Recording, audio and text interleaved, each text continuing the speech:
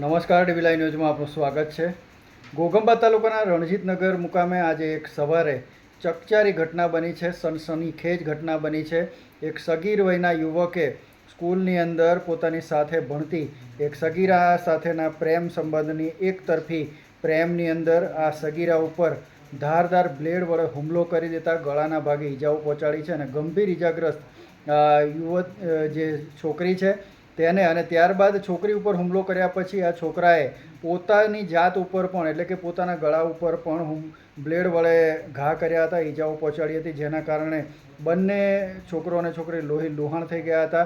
બનાવની પગલે વિદ્યાર્થીઓ અને લોકોની અંદર ગભરાટ ફેલાઈ ગયો હતો, ચકચાર મચી ગઈ હતી। રાજગઢ પોલીસ તપાસ કરી રહી છે।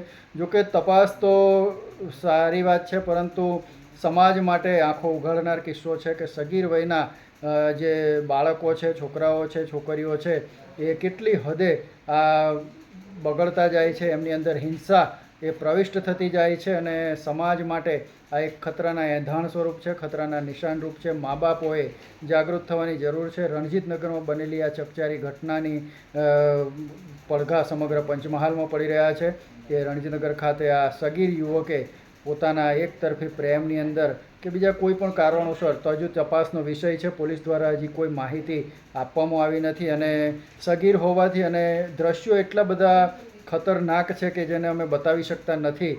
બંને છોકરો અને છોકરી લોહી લુહાણ હાલતમાં અત્યારે વડોદરા ખાતે સારવાર હેઠળ છે, પરંતુ સમાજ માટે આ એક ખૂબ જ દુઃખદ ઘટના છે, આંખ ઉઘાડનારો કિસ્સો છે। મા બાપોએ પોતાના બાળકોને વધારે સાચવવાની જરૂર હોય તેવું લાગી રહ્યું છે।